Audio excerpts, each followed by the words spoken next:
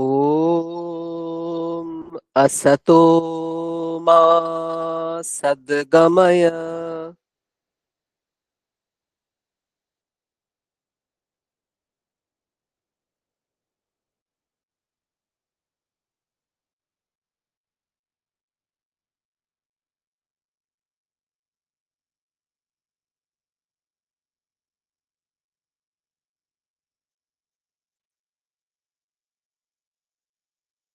ॐ असतो मा सद्गमय तमसो मा ज्योतिर्गमय मृत्योर्मा मृतङ्गमय ॐ शान्ति शान्ति शान्तिः। অসৎ থেকে আমাকে সতের দিকে নিয়ে চলো, অন্ধকার থেকে আমাকে আলোর দিকে নিয়ে চলো, মৃত্যু থেকে আমাকে অমৃতের পথে নিয়ে চলো। ওম শান্তি শান্তি শান্তি। ॐ स्थापकाय च धर्मस्य सर्वधर्मस्वरूपिणे अवतारवरिष्ठाय रामकृष्णाय ते नमः। जननीं शारदां देवीं रामकृष्णं जगद्गुरुं पादपद्मे तयो श्रित्वा प्रणमामि मुहुर्मुहुः। नमः श्रीयतिराजाय विवेकानन्दसूरये सच्चित्सुखस्वरूपाय स्वामिने तापहारिणे एकदन्तं महाकायं लम्बोदरं गजाननं विघ्ननाशकरं देवं हेरम्बं प्रणमाम्यहम्। जपाकुसुमसङ्काशं काश्यपेयं महाद्युतिं ध्वान्तारिं सर्वपापघ्नं प्रणतोऽस्मि दिवाकरम्। नमः शिवाय शान्ताय कारणत्रयहेतवे निवेदयामि चात्मानं गतिस्त्वं परमेश्वर। भद्रकाल्यै नमो नित्यं सरस्वत्यै नमो नमः। वेदवेदाङ्गवेदान्त विद्यास्थानेभ्य एव च जय जय देवि चराचरसारे कुचयुगशोभितमुक्ताहारे वीणापुस्तकरञ्जितहस्ते भगवति भारति देवि नमस्ते। कृष्णाय वासुदेवाय हरये परमात्मने प्रणतक्लेशनाशाय गोविन्दाय नमो नमः। रामाय रामभद्राय रामचन्द्राय वेधसे रघुनाथाय नाथाय सीतायाः पतये नमः। सर्वमङ्गलमाङ्गल्ये शिवे सर्वार्थसाधिके शरण्ये त्र्यम्बके गौरी नारायणि नमोऽस्तु ते। सृष्टिस्थितिविनाशानां शक्तिभूते सनातनी गुणाश्रये गुणमयी नारायणि नमोऽस्तु ते। शरणागतदीनार्त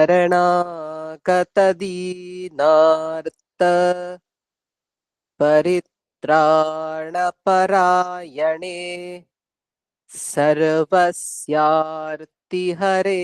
देवी नारायणि नमोऽस्तु ते।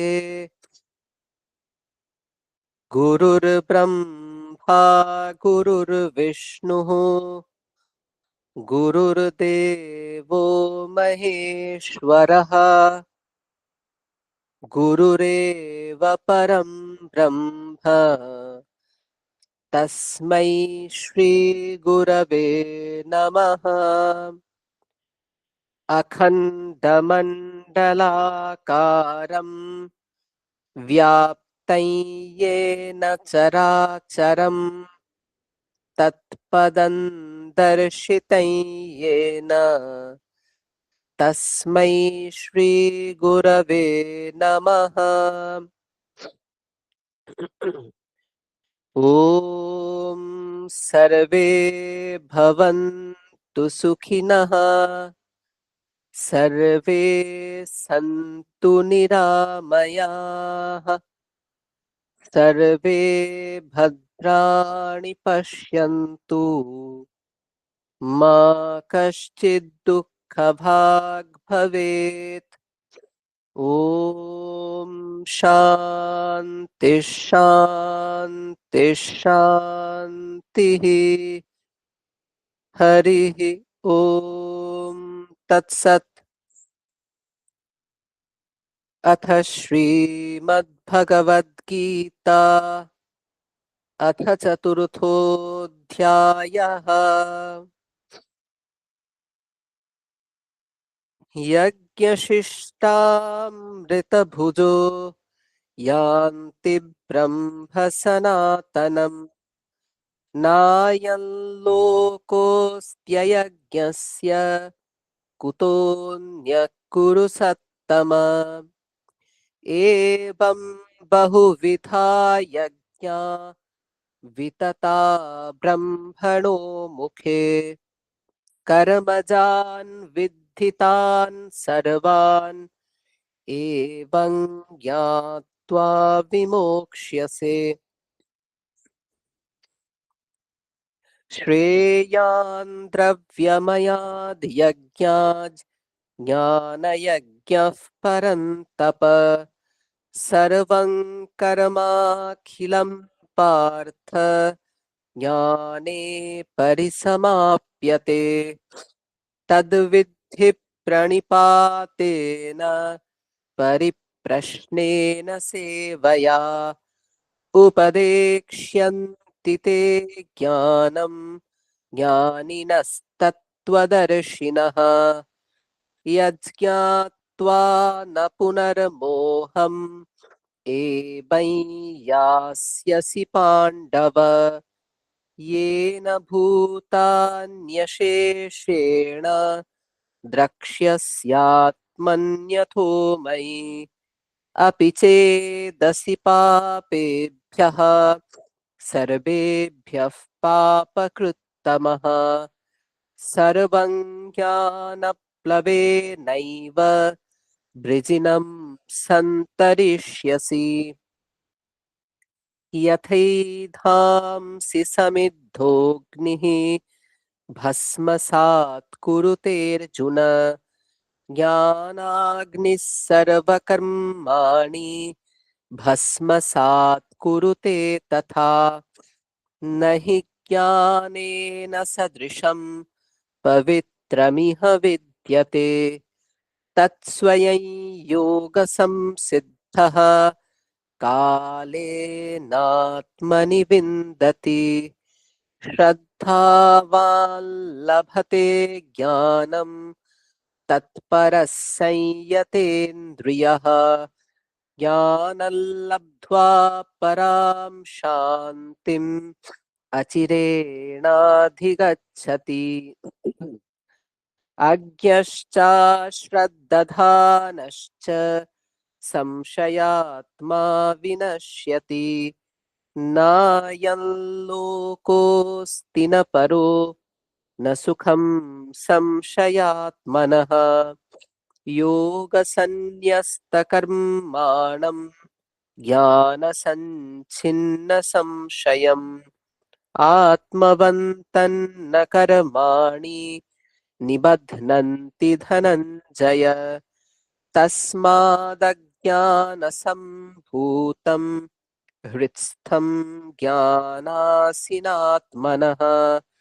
छित्त्वैनं संशयं योगम् आतिष्ठोत्तिष्ठ भारत ॐ तत्सदिति श्रीमद्भगवद्गीतासु उपनिषत्सु ब्रह्मविद्यायां योगशास्त्रे श्रीकृष्णार्जुनसंवादे ज्ञानकर्मसन्न्यासयोगो नाम चतुर्थोऽध्यायः।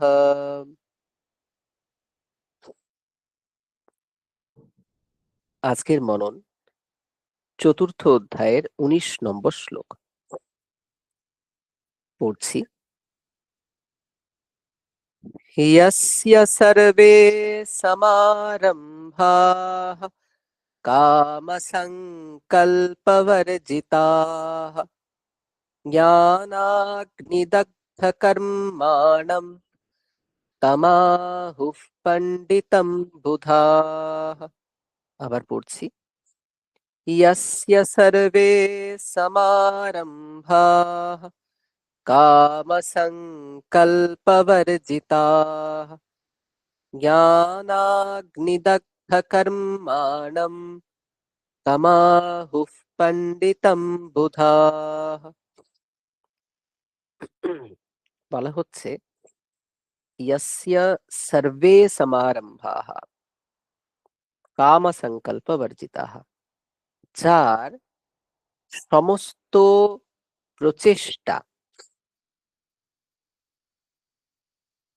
কাম এবং সংকল্পহীন, অর্থাৎ যিনি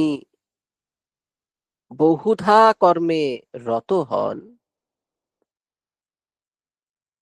কিন্তু কামনা বা সংকল্প ছাড়াই তিনি কর্ম আচরণ করেন এবং জ্ঞান রূপ আগুনে যার সমস্ত কর্ম ভস্মীভূত হয়েছে, যার সমস্ত কর্ম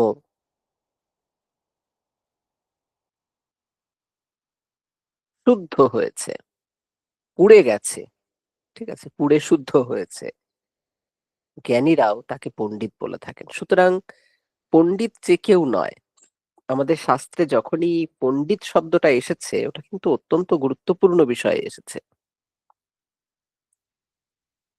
পণ্ডিত মানে হচ্ছে পান্ডা যার আছে তাকে বলে পণ্ডিত।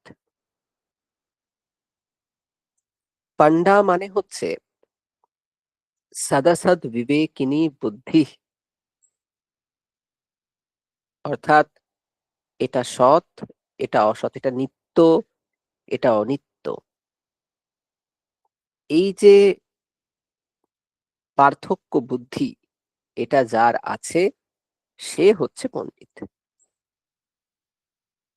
তো এর আগে আহ কর্মণ্য কর্ময়ঃ পশ্যেদ অকর্মণি চ কর্ময়ঃ ইত্যাদি ইত্যাদি পূর্ব পূর্ব শ্লোকে এই কর্ম অকর্ম এবং বিকর্মের বিষয়ে বলা হয়েছে, এবং বলা হয়েছে গহনা কর্মণো গতিঃ। এই কর্মের গতি অত্যন্ত রহস্যময়। তো সেই রহস্যগুলোই পরপর শ্লোকে শ্লোকে বলছেন। প্রথম রহস্যটা বলেছেন যে কর্মণ্য কর্ময়ঃ পশ্যেত অকর্মণি চ কর্ময়ঃ, মানে ব্যাপার বিশিষ্ট কর্মে যিনি অকর্ম দেখেন, আবার অকর্মে যিনি কর্ম দেখেন। অকর্ম মানে যেখানে কর্তৃত্ব বুদ্ধি ইত্যাদি চলে গেছে, সেইখানে যিনি কর্তব্যতা দেখেন তিনিই হলেন বুদ্ধিমান। মানে একটু হেঁয়ালি করা আছে।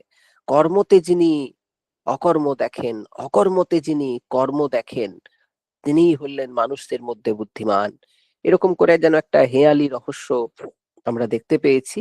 উনি তো রহস্য বলবেন বলেই তো বলেছেন রহস্যম হি এতদুত্তমম। তারপরে আবার উনি আরেকটি রহস্য বলছেন যে ইয়স্য সর্বে সমারম্ভাঃ, যার সমস্ত কর্ম, ঠিক আছে, যা কিছু আরম্ভ করা হয় তাই হলো আরম্ভ।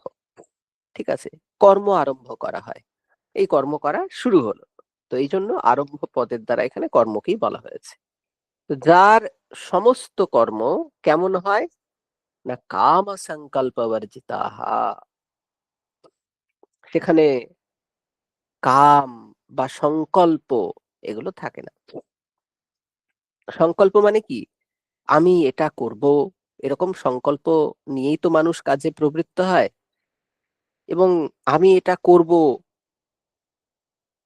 তো কেন করব, না এটা করলে আমার অমুক ইচ্ছা সাধিত হবে, অমুক অভিলাষ পূর্ণ হবে। এভাবেই তো আমাদের কর্মে প্রবৃত্তি হয়। ফলে কর্মে প্রবৃত্তি হলে সেখানে কামও থাকে, সংকল্পও থাকে, যেগুলো সকাম কর্ম সেখানে। কিন্তু এখানে কি বলা হচ্ছে, নিষ্কাম কর্মের কথা। কাম এবং সংকল্প এইগুলি যার কর্মে অনুপস্থিত থাকে, সুতরাং ওটা কর্মের মতো দেখতে হলেও আদতে ওটা বন্ধন সৃষ্টি করে না। ঠিক আছে, এবং তাহলে এই কর্ম কেন করা হচ্ছে, এই কর্ম করার দরকার কি? যদি কাম বা সংকল্প এগুলো ছাড়াই কর্মে প্রবৃত্ত হয় কেউ, তার তো কর্ম করার কোনো দরকার নেই। তাহলে কর্মে প্রবৃত্তির কি প্রয়োজন? বলছে না, লোক সংগ্রহার্থম, যাতে তার অনুসরণকারীরা সাধারণ মানুষেরা উন্মার্গগামী না হয়, এটা একটা। এবং শরীর রক্ষার জন্য তারা কোন রকম কাম সংকল্প ছাড়াই কর্মে প্রবৃত্ত হন। এই যে যার এই ধরনের কাম সংকল্প ছাড়া কর্মে প্রবৃত্তি, সে কি স্বাভাবিকভাবে এটা করতে পারে? না, তার জ্ঞান উদিত হয়েছে, এবং সেই জ্ঞান রূপ আগুনের দ্বারা তার কর্মসমূহ দগ্ধ হয়েছে। তো কেন, কর্ম কিভাবে দগ্ধ হয়ে যায়? দেখবেন বীজ, সেই বীজ থেকে অঙ্কুর হয়, কিন্তু যদি সেই বীজটাকে পুড়িয়ে দেওয়া হয় তখন কিন্তু তার থেকে অঙ্কুর হয় না। আপনি একটা ছোলা, কাঁচা ছোলা মাটিতে ফেলে রেখে দেবেন, দেখবেন ওর থেকে অঙ্কুর বের হয়েছে। কিন্তু ছোলাটাকে ভাজুন, ভাজার পরে কিন্তু আপনি তার থেকে আর ছোলা ভাজা থেকে অঙ্কুর বেরোয় না। তো এই যে কর্মের কথা বলা হচ্ছে, জ্ঞানাগ্নি দগ্ধ কর্মাণম, এখানে যে কর্মের কথা বলা হয়েছে সেটা জ্ঞান রূপ আগুনে দগ্ধ হয়ে গেছে ওই কর্মগুলো। তাই সেই কর্মের থেকে আর অঙ্কুর মানে ফল শুভাশুভ ফল আর কিচ্ছু বের হয় না। ফলে ওই কর্মগুলো নিষ্কাম কর্ম, ফলহীন কর্ম। ওগুলো কর্মকর্তাকে, যে কর্ম করছে, তাকে স্পর্শ করে না। এই জন্যই জ্ঞানাগ্নি দগ্ধ কর্মণম, না হলে অকারণে কর্মকে দগ্ধ বলার প্রয়োজন কি আছে?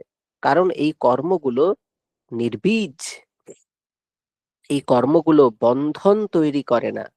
কারণ ইনি কাম সংকল্প বর্জিত হয়ে জ্ঞান রূপ আগুনের দ্বারা সেই কর্মকে দগ্ধ করেই কর্মে প্রবৃত্ত হন। ফলে তার কোনো শুভাশুভ কর্মফল উৎপন্ন হয় না। তাহলে তিনি কেন কর্ম করেন? লোকসংগ্রহের জন্য, জীবনযাত্রার জন্য, ওইটুকুই। এইরকম যে ব্যক্তি, অর্থাৎ যার সমস্ত কর্ম কামনা এবং সংকল্প বর্জিত, কামনা মানে হচ্ছে ইচ্ছা, আর সংকল্প মানে হচ্ছে ওই সংকল্পের কারণেই অ্যাকচুয়ালি আমাদের ইচ্ছা হয়। শঙ্করাচার্য এই জন্য বলছেন, কামাইহি তৎকারণৈশ্চ সংকল্পৈহি। কাম এবং সংকল্প, সংকল্প মানে হচ্ছে কি বলুন তো, আমি এটা করব, ঠিক আছে, তারপরে এই ধরনের যে প্রতিজ্ঞাগুলো, ঠিক আছে, সংকল্প বলা হয়। সাধারণত প্রমিস, প্রমিস ঠিক যায় না। তো সংকল্প মানে হচ্ছে ওই একটা ডিসিশন নেওয়া যে আমি এটা করব। তো সেখান থেকে কামনা উৎপন্ন হয়, তাহলে আমি এভাবে করব, ওভাবে করব, আমার এই ধরনের ফল দরকার ইত্যাদি। তো কামনা এবং সংকল্প পূর্বকই আমাদের কর্মে প্রবৃত্তি হয়। কিন্তু যারা পণ্ডিত, তারা কামনা এবং সংকল্প পূর্বক কর্মে প্রবৃত্ত হন না, এবং তাদের সমস্ত কর্ম জ্ঞান রূপ আগুনের দ্বারা দগ্ধ হয়ে গেছে। তাই সেই কর্মসমূহ ফল প্রদান করে না। তো এইরূপ যে ব্যক্তিগণ এইভাবে যারা কর্ম করেন, তাদেরকে পণ্ডিত বলা হয়। তাদেরকে জ্ঞানী মানুষেরা পণ্ডিত বলে থাকেন। ঠিক আছে? তো এখানে ওই কর্ম অকর্ম এবং বিকর্মের তত্ত্ব প্রতিপাদিত হচ্ছে। ঠিক আছে? তো আমাদের টেক অ্যাওয়ে কি এখান থেকে? আমাদের টেক অ্যাওয়ে আমরা বলেছি নিষ্কাম কর্মে প্রবৃত্ত হতে হবে। সকাম কর্ম থেকে সুখ দুঃখ আসবে, কিন্তু নিষ্কাম কর্ম করলে সেখান থেকে সুখ বা দুঃখ যাই আসুক আমাদের স্পর্শ করে না, এবং তাতে কি হয়, নিষ্পৃহ ভাবে কর্ম আচরণ করা যায়। তো আমাদের এই জন্য ঈশ্বরে সমস্ত কর্মের ফল অর্পণ করে সুন্দরভাবে, নিষ্পৃহ ভাবে, অত্যন্ত উৎসাহের সাথে কর্ম আচরণ করতে হবে। কারণ আমি যেহেতু ফল বাসনা করিনি, তাই ফল কি এলো না এলো সেদিকে আমি দেখছি না। আমি সুন্দরভাবে কর্ম আচরণ করছি। নির্দিষ্ট কর্ম যা আমার সামনে এসে উপস্থিত হয়েছে, I am doing my best to do those. তো এইভাবে কর্ম আচরণ করলে একদিকে যেমন মানসিক শান্তিও থাকবে, অন্যদিকে সেই এফিসিয়েন্সি, দক্ষতা, সেই কর্ম আচরণের দক্ষতাও আমাদের বেড়ে যাবে। এমনটাই স্বামীজি তার প্র্যাকটিক্যাল বেদান্ত যে লেকচার্স আছে 4টে, সেই লেকচার্স গুলোতে বলছেন, স্পেসিফিক্যালি প্রথম আর দ্বিতীয় লেকচার। তো বেশ, এরপরে আমরা আর আলোচনা দীর্ঘায়িত না করে এখানেই আমাদের আজকের যে আহ উপাসনা পর্ব তা শেষ করছি। এরপরে আপনারা প্রাত্যহিক ধ্যান, জপ, শরীরচর্চা ইত্যাদির মাধ্যমে আজকের সুন্দর দিন শুরু করুন। সকলকে সুপ্রভাত।